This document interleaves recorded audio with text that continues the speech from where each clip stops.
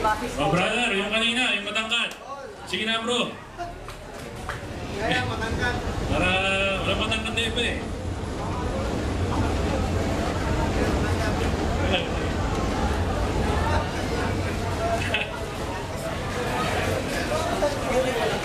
So, ano yan? Kung nakita ko yung status ba na kagano'n? So, kahit nakasahit tayo, pwede pa tayong makasipa pala na abnormal kicks na without disposition. So, ito po.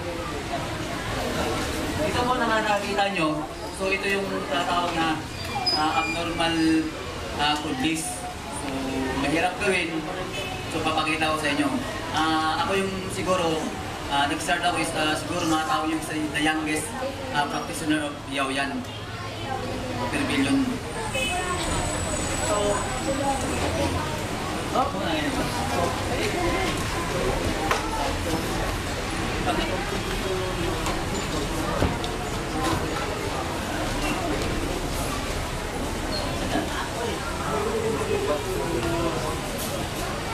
so nakadikit, diba? Mahirap sa nipa. Ha? Nakadikit. So, abnormal side kick.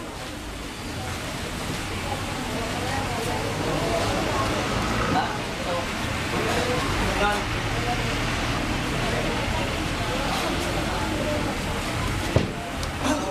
Yung balance.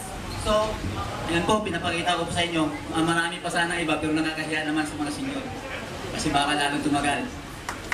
So, yung movements, nakakaiba talaga. Kasi yung Yaoyan, para bang yung galaw, wala siyang tatawag natin parang non-resistance movements. So kahit saan, kahit sa skinita, malit na exit, pwede natin ma-execute techniques. So marami pong salamat. So mayroon tayong gamay, next time na lang po.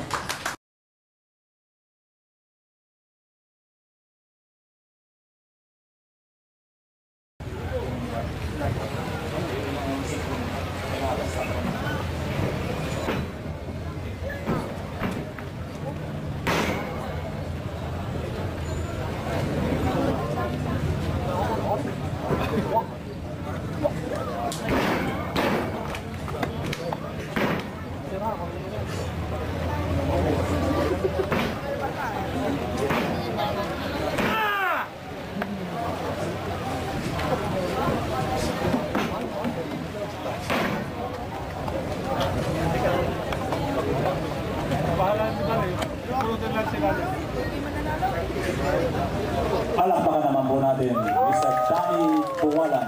Siya po ay PE instructor sa ating nalubasahan ng lungsod ng San Pablo.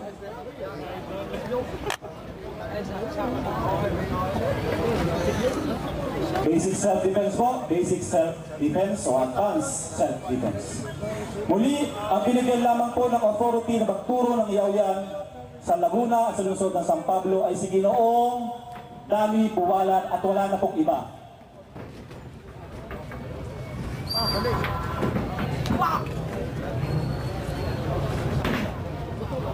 Putol na paa. Walang buhay. Palakpakan naman po natin. Ginawang Danny Buwalan. Sunto kami yung sis. Kalolo-kolo. Hindi guys. Sunto kami ano, ikikita. Para may sugat niya. Naku, may bukol na pala si Giovanni.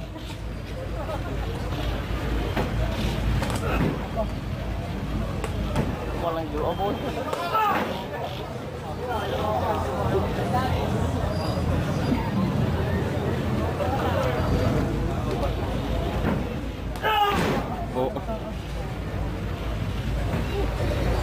Mukhang natutulala kayo. Palakpakan naman po natin. Palakpak po tayo.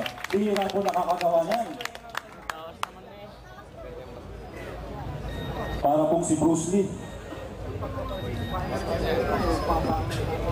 Turo pa yung taekwondo. Ang dami mong alaga, no? Taekwondo alaga. Very good. Palakpak po natin. Sa dulo, ayun na, nasa dulo si Sir. Pagka lumakad, dubulin mo na ako. Para sa parachute ba? Parachute, taas mo sa taas. Bakit ka ng tao? Alam mo muna, ano mo. Parachute ba? Parachute. Lumakad din sa likod.